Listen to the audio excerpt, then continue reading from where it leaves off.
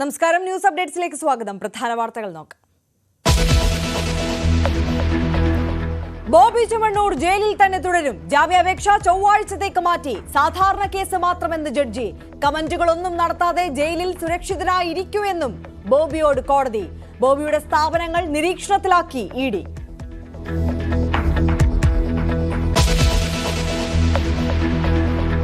Alappuzha CPM ജില്ലാ സമ്മേളനത്തിന് G സുധാകരനില്ല. ക്ഷണിച്ചിട്ടും ഉദ്ഘാടനത്തിന് എത്തിയില്ല. 50 വർഷത്തിനിടെ സുധാകരൻ പങ്കെടുക്കാത്ത ആദ്യ സമ്മേളനം മുഖ്യമന്ത്രി ഉദ്ഘാടനം ചെയ്തു.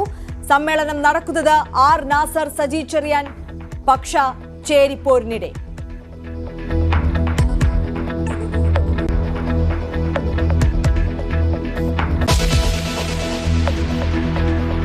മദ്യപിക്കണമെങ്കിൽ വീട്ടിൽ വെച്ച് വേണമെന്ന് CPI-ക്കാരോട് ബിനോയ് വിശ്വം. 4 കാലിൽ വരരുതെന്ന് നയം വ്യക്തമാക്കി സംസ്ഥാന സെക്രട്ടറി.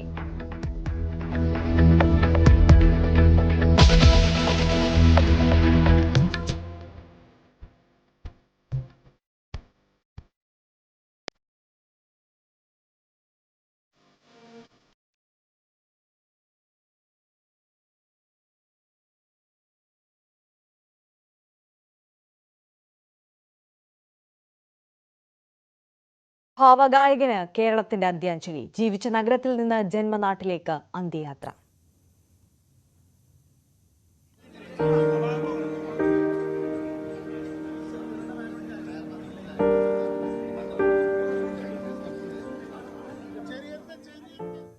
നാളെ പറവൂർ പാലിയം വീട്ടിൽ പൊതുദർശനത്തിന് ശേഷം സംസ്കാരം.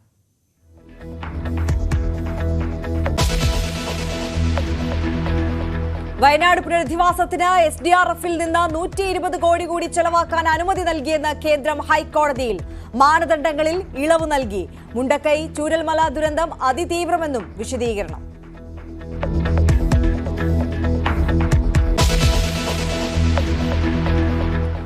കുർബാന തർക്കത്തിൽ സിറോ മലബാർ സഭ ആസ്ഥാനത്തിന് മുന്നിൽ വിശ്വാസികളുടെ തമ്മിലടി.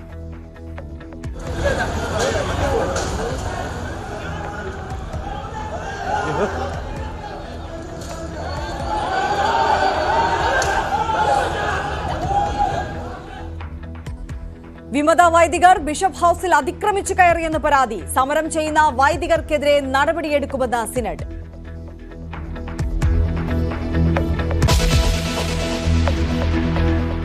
NM വിജയന്റെ ആത്മഹത്യയിൽ കോൺഗ്രസ് നേതാക്കളുടെ അറസ്റ്റ് തടഞ്ഞു. IC ബാലകൃഷ്ണൻ, ND അപ്പച്ചൻ അടക്കമുള്ളവർക്ക് ആശ്വാസമായി വയനാട് കോടതിയുടെ വാക്കാൽ നിർദ്ദേശം.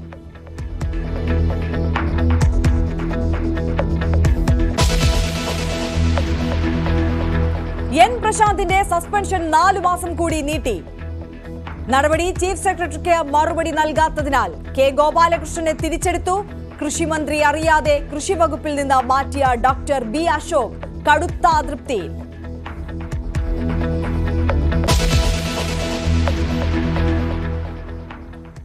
വിശദമായ വാർത്തകളിലേക്ക് കടക്കുകയാണ്. ലൈംഗികാധിക്ഷേപ കേസിൽ റിമാൻഡിൽ കഴിയുന്ന ബോബി ചെമ്മണ്ണൂരിന്റെ ജാമ്യാപേക്ഷ ഹൈക്കോടതി ഇന്ന് പരിഗണിച്ചില്ല. സാധാരണക്കാർക്കില്ലാത്ത ഒരു പരിഗണനയും ഈ കേസിലുമില്ല എന്ന് നിരീക്ഷിച്ച കോടതി കേസ് ചൊവ്വാഴ്ച പരിഗണിക്കുമെന്ന് വ്യക്തമാക്കി. ഒരു പ്രത്യേകതയും ബോബി ചെമ്മണ്ണൂരിനില്ലെന്നും ഹൈക്കോടതി പറഞ്ഞു. കേസിൽ മറുപടി നൽകാൻ പോലീസിന് 3 ദിവസത്തെ സമയം അനുവദിക്കുന്നത് സാധാരണയാണ് എന്നും ഹൈക്കോടതി ഓർമ്മിപ്പിച്ചു. നിയമകാര്യ ലേഖകൻ അഡ്വക്കേറ്റ് CN പ്രകാശും ആജ്ഞ രവീന്ദ്രനുമാണ് വിശദാംശങ്ങളുമായി നമുക്കൊപ്പം ചേരുക. ആദ്യം അഡ്വക്കേറ്റ് CN പ്രകാശിലേക്ക് പോവുകയാണ്. അഡ്വക്കേറ്റ് CN പ്രകാശ്, ഇതിപ്പോൾ കോടതി പറഞ്ഞ കാര്യങ്ങൾ അത് ഏറെ ശ്രദ്ധേയമാണ്. സാധാരണക്കാർക്കില്ലാത്ത ഒരു പരിഗണനയും ബോബി ചെമ്മണ്ണൂരിന് നൽകേണ്ട ആവശ്യമില്ല. സാധാരണ നടപടിക്രമങ്ങൾ എങ്ങനെയാണോ, സ്വാഭാവികമായ രീതി എങ്ങനെയാണോ അത് പരിഗണിച്ച് അത് അതേ രീതിയിൽ തന്നെ മുന്നോട്ട് പോയാൽ മതി എന്നുള്ളതാണ്. പോലീസിനോട് വിശദീകരണം ചോദിച്ചിരിക്കുന്നു. ആ റിപ്പോർട്ട് 3 ദിവസത്തിനകം സമർപ്പിക്കാൻ പറഞ്ഞിരിക്കുന്നു. അതിനുശേഷം മാത്രം പരിഗണിച്ചാൽ മതി ഈ ജാമ്യ ഹർജി എന്നുള്ള നിലപാട് കോടതി എടുത്തിരിക്കുന്നു. ബോബി ചെമ്മണ്ണൂർ 3 ദിവസം കൂടി അധികമായി ഇനി ജയിലിൽ കിടക്കേണ്ടി വരും. 14 ദിവസത്തേക്കാണ് റിമാൻഡ് ചെയ്തിരിക്കുന്നത്. എന്തായാലും 3 ദിവസത്തിന് ശേഷം അറിയാം കോടതിയിൽ നിന്നുള്ള വിധി എന്താണ്. പുറത്തേക്ക് പോകാമോ അതോ അവിടെ തന്നെ തുടരണമോ എന്നത് അല്ലേ?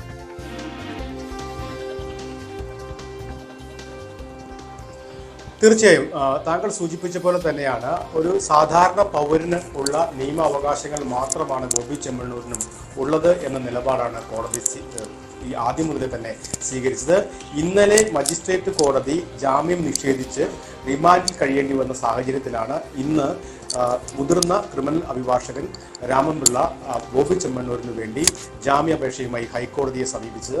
ഇന്ന് തന്നെ പരിഗണിക്കേണ്ട വിഷയം എന്ന അടിയന്തര പ്രാധാന്യത്തോടു കൂടിയാണ് ഉച്ചയ്ക്ക് ശേഷം കോടതി കയറിയപ്പോൾ കോടതിയിൽ രാമൻപിള്ള ഈ വാദം ഉന്നയിച്ചത്. പക്ഷേ എന്ത് അടിയന്തര പ്രാധാന്യമാണ് ഉള്ളത് എന്ന ചോദ്യമാണ് ചോദിച്ചത്. നിയമത്തിന് മുന്നിൽ എല്ലാവരും സമന്മാരാണ് എന്ന തത്വമാണ് ഏറ്റവും പ്രധാനപ്പെട്ടത് എന്ന ഒരു നിലപാടിലാണ്.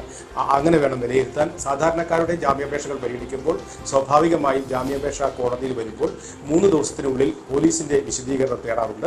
ആ പോലീസിന്റെ വിശദീകരണം വന്ന ശേഷം മാത്രമാണ് അക്കാര്യത്തിൽ അന്തിമമായിട്ടുള്ള ഒരു തീരുമാനമെടുക്കുക. അതുകൊണ്ട് ചൊവ്വാഴ്ച പരിഗണിക്കാൻ തന്നെ തീരുമാനിച്ചിരിക്കുന്നു. ചൊവ്വാഴ്ച ഈ ജാമ്യാപേക്ഷ പരിഗണിക്കും. അടിയന്തര പ്രാധാന്യം ഒന്നും തന്നെ ഇല്ല എന്ന് പറഞ്ഞു. പക്ഷേ വാക്കാൽ വളരെ പ്രധാനപ്പെട്ട ഒരു കമന്റ്, വാക്കാൽ ഒരു പരാമർശം ജസ്റ്റിസ് പി വി കുഞ്ഞികൃഷ്ണന്റെ ഭാഗത്തുണ്ടായി. ഇത്തരത്തിൽ പൊതുസമൂഹത്തിൽ ചില കമന്റുകൾ നടത്തുമ്പോൾ ശ്രദ്ധിക്കേണ്ടതല്ലേ എന്ന ചോദ്യം ജസ്റ്റിസ് പി വി കുഞ്ഞികൃഷ്ണൻ ഉയർത്തി. ഇനി മുതൽ ശ്രദ്ധിച്ചുകൊള്ളാം എന്ന് ബോബി ചെമ്മണ്ണൂരിന് വേണ്ടി ഹാജരായ അഡ്വക്കേറ്റ് ബി രാമൻപിള്ള കോടതിയിൽ അറിയിക്കുകയും ചെയ്തു. ഏതായാലും ചൊവ്വാഴ്ചയാണ് ഈ ജാമ്യ ഹർജി പരിഗണിക്കുന്നത്. ഈ ജാമ്യ ഹർജിയിൽ വസ്തുതാവിരുദ്ധമായിട്ടുള്ള കാര്യങ്ങളാണ് പറഞ്ഞിട്ടുള്ളത്, കെട്ടിച്ചമച്ച കാര്യങ്ങളാണ് നടി പറഞ്ഞിട്ടുള്ളത് എന്ന വാദങ്ങളാണ് പ്രധാനമായും ബോബി ചെമ്മണ്ണൂർ നടത്തുന്നത്. ഏതായാലും ഇത്തരത്തിലുള്ള മോശം പരാമർശങ്ങൾ നടത്തുന്ന, പ്രത്യേകിച്ച് സോഷ്യൽ മീഡിയയിൽ സമൂഹ മാധ്യമത്തിൽ ഇത്തരം മോശം വാക്കുകൾ ഉപയോഗിക്കുന്നവർക്കും പ്രചരണം നടത്തുന്നവർക്കും ഒപ്പം തന്നെ സ്ത്രീ അധിക്ഷേപം നടത്തുന്നവർക്കും എല്ലാമുള്ള ഒരു മുന്നറിയിപ്പായി ഈ കേസ് മാറണം എന്ന നിലപാടാണ് പ്രധാനമായും പ്രോസിക്യൂഷൻ എടുക്കാൻ പോകുന്നത്. ഏതായാലും വളരെ നിർണായകമാണ് ചൊവ്വാഴ്ച ബോബി ചെമ്മണ്ണൂരിന് ജാമ്യം കിട്ടാനുള്ള സാധ്യതയുണ്ട് എന്ന ഒരു വിലയിരുത്തൽ പൊതുവേ ഉണ്ട്. എന്നാൽ പോലും ഈ കാര്യത്തിൽ സർക്കാർ എടുക്കുന്ന, പ്രോസിക്യൂഷൻ എടുക്കുന്ന നിലപാട് വളരെ നിർണായകമാണ്. സമൂഹ മാധ്യമത്തിന്റെ സ്വാധീനം വലിയ തോതിൽ വർദ്ധിച്ചു വരുന്ന കാലഘട്ടത്തിൽ ഇത്തരത്തിൽ സമൂഹ മാധ്യമത്തിലൂടെ സ്ത്രീകൾക്കെതിരായ അപകീർത്തിക ആക്ഷേപകരവുമായിട്ടുള്ള അസഭ്യം നിറഞ്ഞതുമായിട്ടുള്ള കമന്റുകൾ വ്യാപകമാകുന്നുണ്ട്. അത്തരം കേസുകൾ നിരവധി വരുന്നുണ്ട്. അതിൽ ഒരു നിർണായക കേസായി ഇനി മുതൽ സമൂഹത്തെ അത്തരത്തിൽ ഓർമ്മപ്പെടുത്തുന്ന ഒരു നിർണായക കേസായി ഇത് കാണണം എന്നാണ് സർക്കാർ പറയുന്നത്. അതുകൊണ്ട് ശക്തമായ ശിക്ഷാ നടപടി ഈ ഹണി റോസിന്റെ പരാതിയിൽ ഉണ്ടാകണം എന്ന നിലപാട് പ്രോസിക്യൂഷൻ ഉയർത്തുന്നുണ്ട്. അഡ്വക്കേറ്റ് CN പ്രകാശ് ആണ് വിവരങ്ങൾ നൽകുന്നത്. അദ്ദേഹത്തിനോടൊപ്പം ഇപ്പോൾ ആജ്ഞ രവീന്ദ്രൻ കൂടി ചേരുന്നുണ്ട് എന്നുള്ളതാണ് മനസ്സിലാക്കുന്നത്. ആജ്ഞ, കേൾക്കാമെങ്കിൽ ഇതിപ്പോൾ ഈ കേസിന്റെ മെറിറ്റിലേക്ക് കൂടി വിശദമായി ഹൈക്കോടതി ഈ ഘട്ടത്തിൽ കടന്നിട്ടില്ല, ഈ ജാമ്യ ഹർജി പരിഗണിച്ചില്ല എങ്കിൽ പോലും വാക്കാൽ നടത്തിയിട്ടുള്ള പരാമർശങ്ങൾ അത് വളരെ ശ്രദ്ധേയമാണ്. കോടതി പറഞ്ഞ ഒരു കാര്യം, സാധാരണക്കാരുടെ ഹർജികൾ എങ്ങനെ പരിഗണിക്കുന്നു അതേ രീതിയിൽ മാത്രമേ ഇതും പരിഗണിക്കാൻ കഴിയുകയുള്ളൂ എന്നുള്ളതാണ്. മറ്റൊന്ന്, കമന്റുകളൊന്നും ഇടാതെ ബോബി ചെമ്മണ്ണൂർ സുരക്ഷിതനായി ജയിലിൽ തുടരൂ എന്നുള്ളൊരു പരാമർശം കൂടി കോടതി അവിടെ നടത്തിയിരിക്കുന്നു. അപ്പോൾ ബോബി ചെമ്മണ്ണൂർ നടത്തിയിട്ടുള്ള കമന്റുകൾ, പരാമർശങ്ങൾ, ദ്വയാർത്ഥ പരാമർശങ്ങൾ അടക്കം, അതോടൊപ്പം തന്നെ പോലീസിനെതിരെ നടത്തിയിട്ടുള്ള പരാമർശങ്ങളെല്ലാം അത്തരത്തിൽ ഗൗരവത്തോടുകൂടി കോടതി കാണുന്നുണ്ട്. അത് വിലക്കപ്പെടേണ്ടതാണ് എന്നതുകൂടി പറയാതെ പറഞ്ഞു വെക്കുന്നുണ്ട് കോടതി എന്ന് നമുക്ക് കരുതേണ്ടിയിരിക്കുന്നു.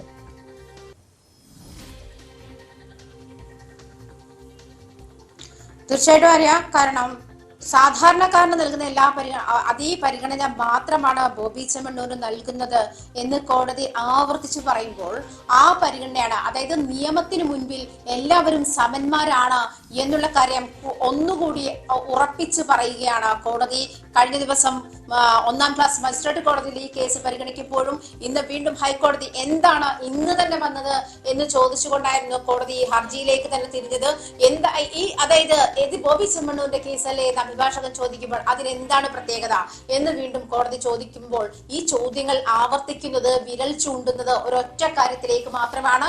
നിയമത്തിനു മുന്നിൽ സാധാരണക്കാരനെന്നോ പ്രമുഖനെന്നോ അതല്ലെങ്കിൽ പണക്കാരനെന്നോ പാവപ്പെട്ടവനെന്നോ ഉള്ളത് വ്യത്യാസമില്ല.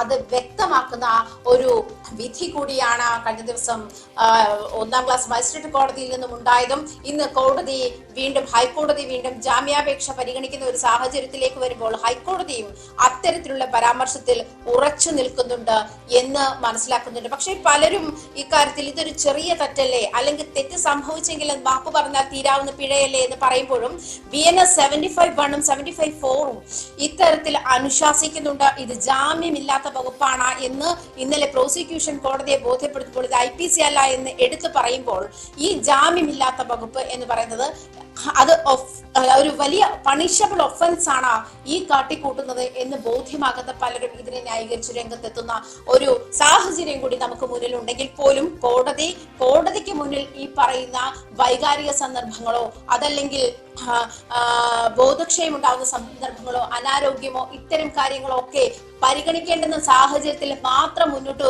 അതിന് പരിഗണന വെക്കുന്നു എന്നുള്ളതല്ല. കോടതിയെ സംബന്ധിച്ചിട്ട് എല്ലാവരും സമന്മാരാണ്. കോടതിക്ക് മുൻപാകെ ഇന്നലെ ബോബി ചെമ്മണ്ണൂർ ബോധക്ഷയം വന്ന് വീഴുമ്പോൾ കോടതി മുറിയിൽ വിശ്രമിക്കാൻ അനുവദിക്കുന്നു. അതിനുശേഷം ജനറൽ ഹോസ്പിറ്റലിലേക്ക് കൊണ്ടുപോകുന്നു.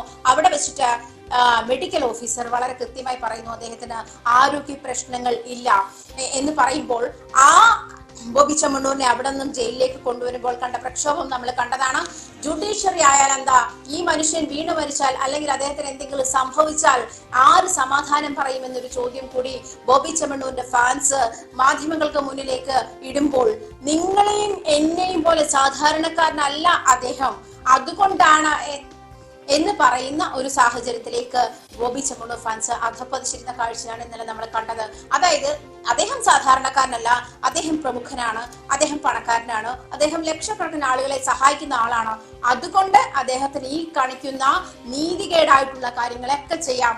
അതിനെ ഈ ചെറിയ ഒരു തെറ്റ് ചെയ്തു അല്ലെങ്കിൽ ഒന്ന് ക്ഷമിച്ചു വിടാവുന്ന തെറ്റ് ചെയ്തു എന്നുള്ള ലാഘവത്തോടെ കണ്ടാൽ മതിയെന്നുള്ള ധാരണയെ തിരുത്തുന്ന തരത്തിലേക്കാണ് കോടതിയായാലും കഴിഞ്ഞ 2 ദിവസം മുൻപേ കോടതി മുന്നോട്ട് വെച്ച ഒരു നിരീക്ഷണം അനുസരിച്ചിട്ട് ഒരു സ്ത്രീയുടെ ശരീരത്തെ വർണ്ണിക്കുന്നത് പോലും ലൈംഗിക അധിക്ഷേപമാണ്, അതല്ലെങ്കിൽ ലൈംഗിക അധിക്ഷേപത്തിന്റെ പരിധിയിൽ വരുന്നുണ്ട് എന്ന് ഹൈക്കോടതി മുന്നോട്ട് വളരെ വ്യക്തമായി പറഞ്ഞിരിക്കുന്ന സാഹചര്യത്തിലാണ് ഹണി റോസിന്റെ ഈ പരാതി പരിഗണിക്കുന്നത്. 48 മണിക്കൂറിനുള്ളിൽ പോലീസ് ഇതിൽ ആക്ട് ചെയ്യുന്ന ഒരു സാഹചര്യവും നിയമവ്യവസ്ഥകൾ പൂർണ്ണമായും ഹണി റോസ് എന്ന സ്ത്രീക്കൊപ്പം നിൽക്കുന്ന ഒരു സാഹചര്യവും കൂടി കണക്കിലെടുക്കുമ്പോൾ നിയമത്തിൻ്റെതായ വഴിക്ക് പോകുമെന്ന് ബോബി ചെമ്മണ്ണൂർ ആവർത്തിച്ച് മാധ്യമങ്ങളുടെ മുന്നിൽ പറയുമ്പോഴും ഈ നിയമത്തിന്റെ എല്ലാ പ്രശ്നങ്ങളും മുന്നിൽ നിൽക്കുമ്പോൾ താൻ ഒന്നും ചെയ്തിട്ടില്ല, അതല്ലെങ്കിൽ താൻ ചെയ്തത് തെറ്റാണെന്നുള്ള കുറ്റബോധമില്ലാത്ത തരത്തിൽ മീഡിയയെ ജനങ്ങളെ ഒക്കെ അഭിമുഖീകരിക്കുന്ന ബോബി ചെമ്മണ്ണൂരിനെയാണ് ഇന്നലെ രവീന്ദ്രനും ഒപ്പം നിയമകാര്യ ലേഖകൻ അഡ്വക്കേറ്റ് CN പ്രകാശുമാണ് ചേർന്നത്.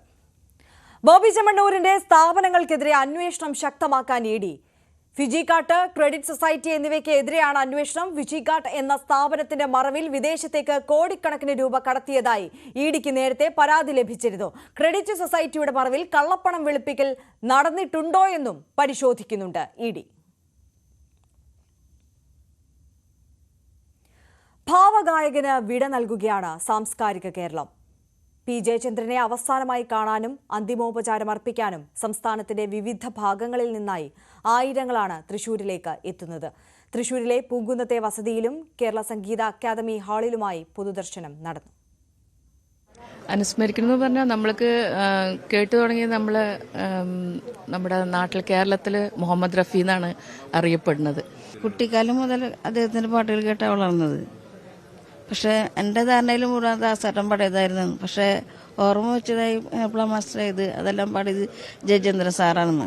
ഞാൻ ഇവിടെ അടുത്തുള്ള ആളല്ല, ഞാൻ ഇവിടെ വരുന്ന ആളാണ്. ഇവിടെ ഒരു മോഹൻ കാറ്ററിംഗിലാണ് സാർ ഭക്ഷണം വരിക. അങ്ങനെ പറ്റി നാട്ടുകാർക്കെല്ലാം അത്രമേൽ പ്രിയപ്പെട്ട ഒരാൾ പാടിമറഞ്ഞിരിക്കുന്നു. അസുഖങ്ങളിൽ നിന്ന് തിരികെ വരുമെന്ന പ്രതീക്ഷയായിരുന്നു എല്ലാവരിലും. സംസ്ഥാന ബഹുമതികളോടെയായിരിക്കും സംസ്കാരം.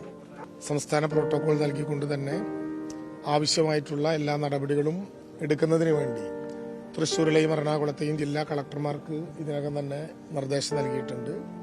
അവരുടെ നേതൃത്വത്തിൽ ഇന്നും നാളെയുമായി ആ ചടങ്ങുകൾ കൂടി അവസാനമായിട്ട് നിർവഹിക്കും. വീട്ടിൽ നിന്നും കേരള സംഗീത അക്കാദമിയുടെ ഹാളിലേക്ക് പൊതുദർശനത്തിനെത്തിയപ്പോൾ അവിടെയും വലിയ ജനാവലി കാത്തുനിന്നു. ജയചന്ദ്രൻ ആലപിച്ച പ്രിയപ്പെട്ട ഗാനങ്ങൾ മുഴങ്ങുന്ന അന്തരീക്ഷത്തിലാണ് പൊതുദർശനം നടന്നത്. കല, രാഷ്ട്രീയ, സാമൂഹ്യ, സാംസ്കാരിക മേഖലകളിലെ നിരവധി പ്രമുഖ വ്യക്തിത്വങ്ങൾ അന്ത്യാഞ്ജലി അർപ്പിക്കാനെത്തി. ഒരു വലിയ ചരിത്രം അവസാനിക്കുകയാണ്. കാരണം ജയചന്ദ്രൻ്റെ പാട്ട് വ്യത്യസ്തമായിരുന്നു, വളരെ വ്യത്യസ്തമായിരുന്നു. അദ്ദേഹത്തിൻ്റെ പാട്ടുകൾ കേൾക്കുന്നവർ അദ്ദേഹത്തെ കണ്ടില്ലെങ്കിലും അദ്ദേഹത്തിൻ്റെ ആരാധകരായി മാറുകയാണ്. കവി അല്ലെങ്കിൽ എഴുതിയ ആൾ എന്തുദ്ദേശിക്കുന്നു അതിനേക്കാൾ അപ്പുറത്തേക്ക് ആ ഗാനത്തെ മനസ്സിനകത്തേക്ക് സന്നിവേശിപ്പിക്കാൻ കഴിയുന്ന ആന്തരികമായ ശക്തിയുള്ള ശബ്ദമാണ് ജയേട്ടൻ. അതുകൊണ്ടാണ് അദ്ദേഹം മരിച്ചാലും മലയാളികൾ ഉള്ളിടത്തോളം കാലം അല്ലെങ്കിൽ മലയാള ഭാഷ അറിയുന്നവരെല്ലാം ജയേട്ടനെ ഒരിക്കലും മറക്കില്ല. ആശുപത്രിയിൽ നിന്ന് കുടുംബാംഗങ്ങളും മുൻ മന്ത്രി VS സുനിൽകുമാറും നടൻ ജയരാജ് വാര്യരും ചേർന്നായിരുന്നു മൃതദേഹം ഏറ്റുവാങ്ങിയത്. നാളെ രാവിലെ 8 മണിവരെ വീട്ടിൽ പൊതുദർശനം തുടരും. അതിനുശേഷം തറവാട് വീടായ പറവൂർ പാലിയത്ത് വീട്ടിലേക്ക് കൊണ്ടുപോകും. 3 മണിക്ക് കുടുംബവളപ്പിലാണ് സംസ്കാരം. ന്യൂസ് 18 തൃശൂർ. ഇല പൊഴിയും ശിശിരവനത്തിൽ നീ അറിയാതൊഴുകും കാറ്റാടും. CPM ആലപ്പുഴ ജില്ലാ സമ്മേളനത്തിന്റെ ഉദ്ഘാടനത്തിന് ക്ഷണിച്ചിട്ടും G സുധാകരൻ എത്തിയില്ല. പ്രതിനിധി സമ്മേളനത്തിന്റെ ഉദ്ഘാടനത്തിന് ശേഷം മടങ്ങിപ്പോകേണ്ട സാഹചര്യം ഒഴിവാക്കാനാണ് എത്താതിരുന്നതെന്നാണ് സൂചന. പുനപ്രയിലെ വസതിയിലാണ് സുധാകരൻ ഉള്ളത്. 1975 ശേഷം സുധാകരൻ പങ്കെടുക്കാത്ത ആദ്യ സമ്മേളനമാണ് ഹരിപ്പാട് നടക്കുന്നത്. ആലപ്പുഴ ജില്ലയിലെ CPM വിഭാഗീയതയിൽ പിണറായി വിജയന്റെ രൂക്ഷ വിമർശനമാണ് ഉയർന്നത്. നേതാക്കന്മാർ തമ്മിലുള്ള വ്യക്തിവൈരാഗ്യമാണ് പ്രവർത്തകരുടെ കൊഴിഞ്ഞുപോക്കിന് കാരണം. മുകളിൽ നിന്ന് ആരും സംരക്ഷിക്കാനില്ലാഞ്ഞിട്ടും വിഭാഗീയ പ്രവർത്തനം തുടരുന്നത് അംഗീകരിക്കാനാകില്ലെന്നും പിണറായി വിജയൻ പറഞ്ഞു.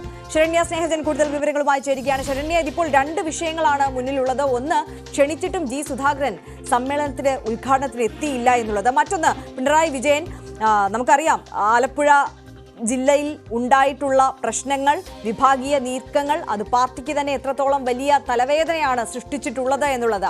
അതിനെതിരെ രൂക്ഷമായ വിമർശനം പിണറായി വിജയന്റെ ഭാഗത്തു നിന്ന് ഉണ്ടായിരിക്കുന്നു എന്നുള്ളത്.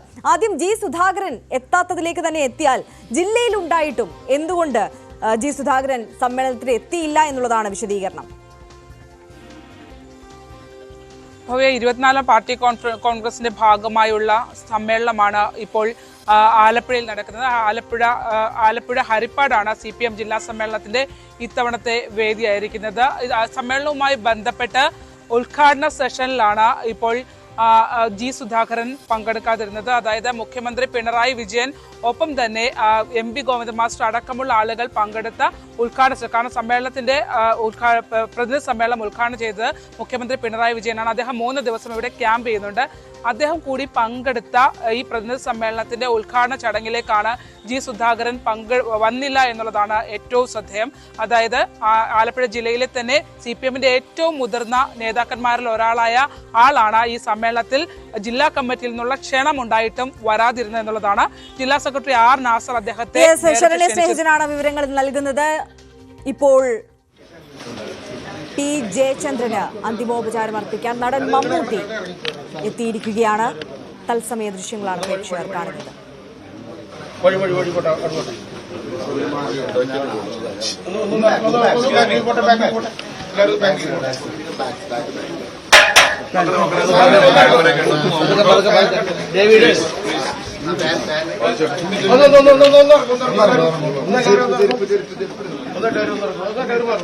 ഒരു നിമിഷം കേട്ടോ.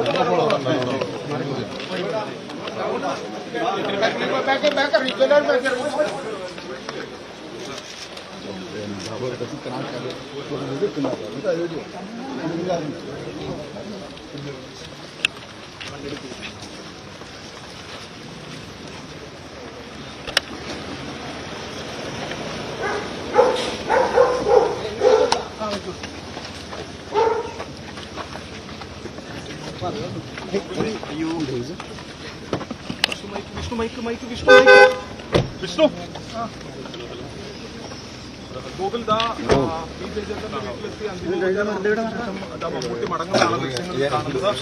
അന്തരിച്ച മലയാളത്തിന് പ്രിയപ്പെട്ട ഗായകൻ പി ജയചന്ദ്രന് അന്ത്യാദരമർപ്പിക്കാൻ എത്തിയതായിരുന്നു മമ്മൂട്ടി. ഒപ്പം രമേശ് പിഷാരടിയും ഉണ്ടായിരുന്നു.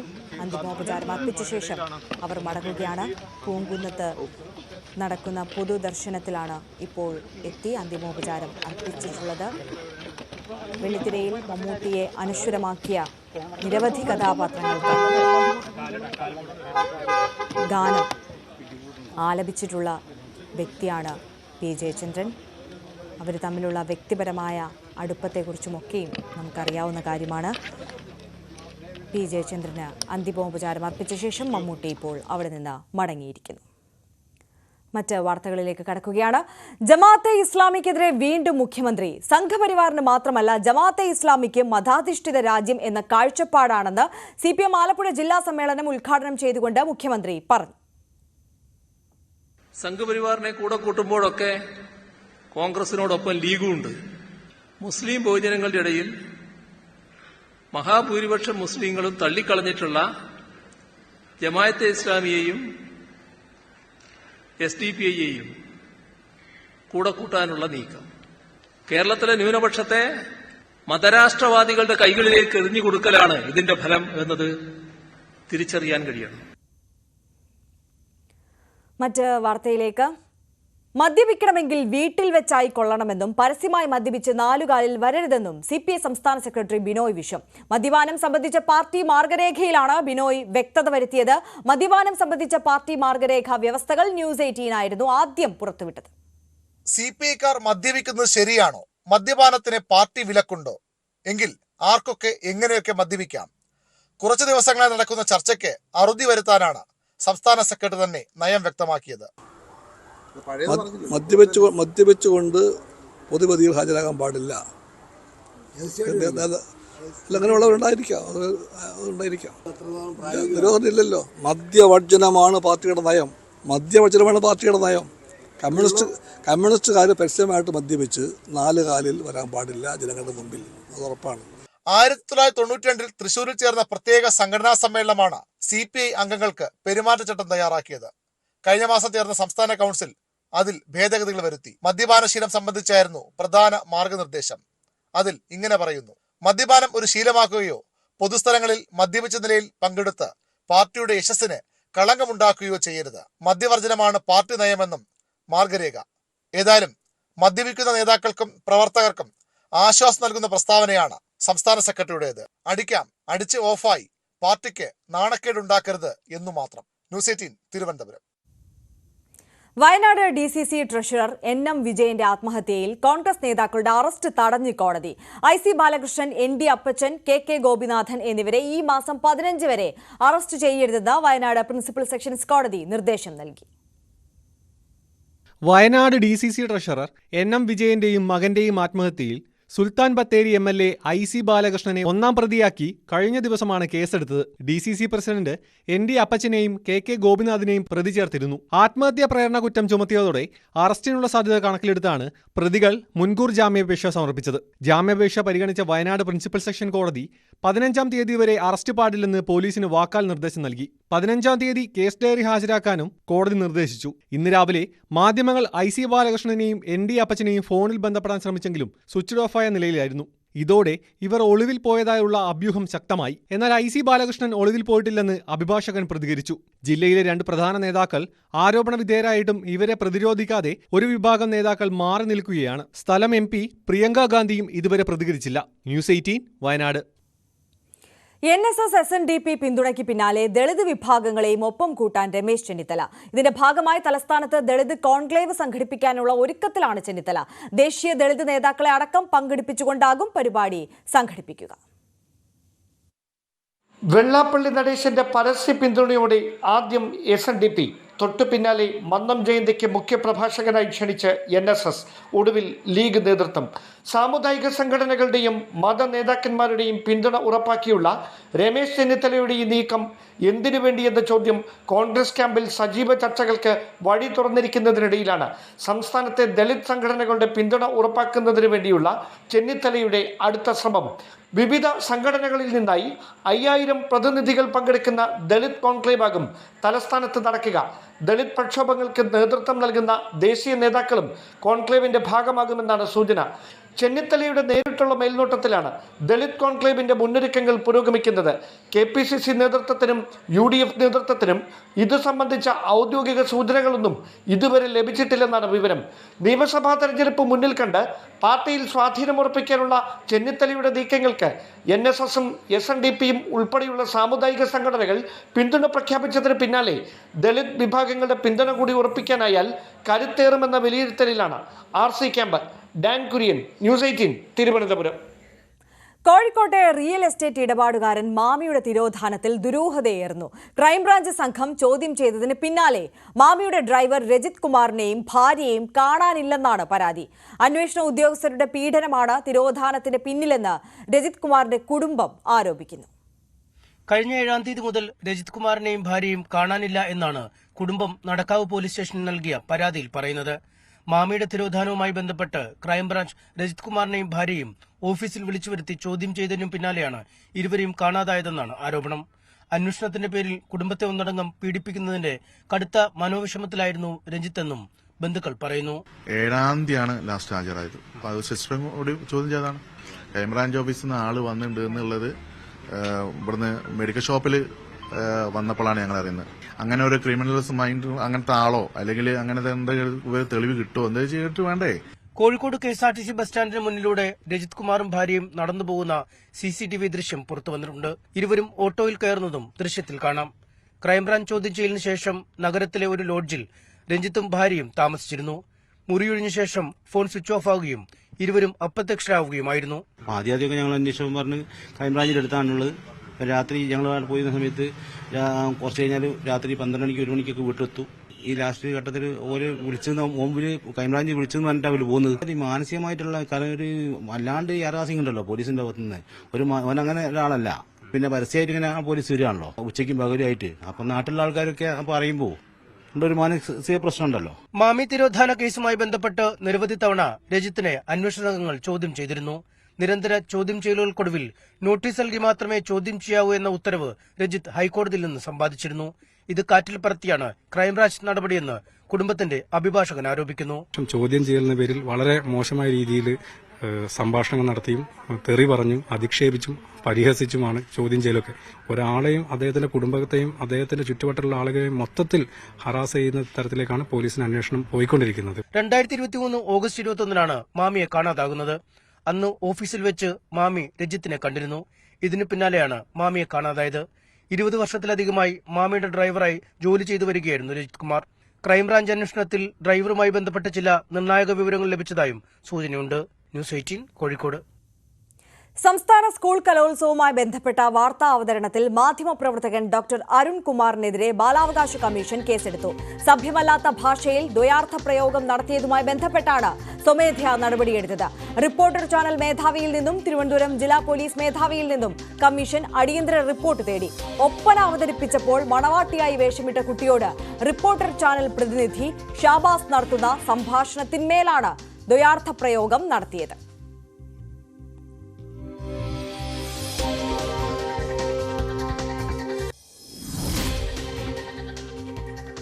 ശബരിമല വാർത്ത.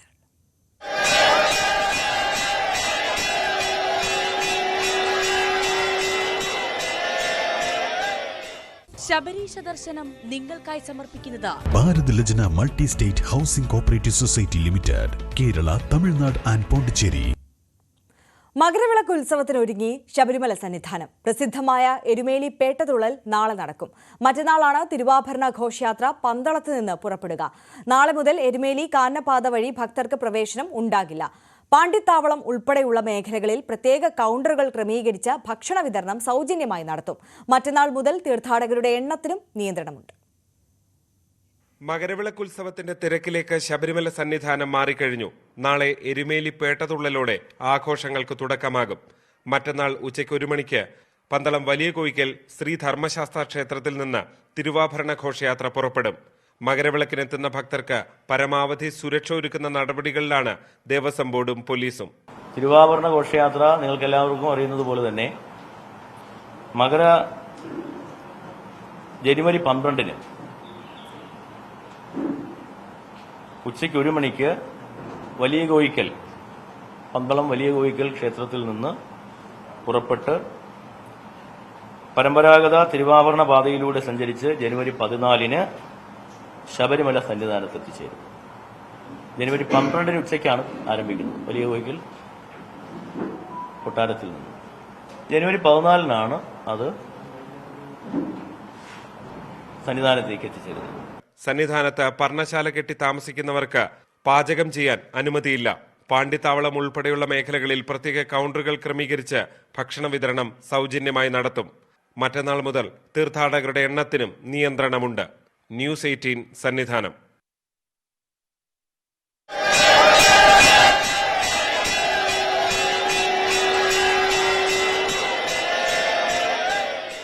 ശബരീശ ദർശനം നിങ്ങൾക്കായി സമർപ്പിച്ചത് Bharat Lajna multi state housing cooperative society limited, Kerala, Tamil Nadu and Pondicherry. News updates പൂർണ്ണമാവുകയാണ്. ഇടവേളയ്ക്ക് ശേഷം കാണാം ജനകീയ വിഷയങ്ങൾ പ്രതിപാദിക്കുന്ന പരിപാടി ഞാനുണ്ട് ഇവിടെ ചോദിക്കാൻ. നമസ്കാരം.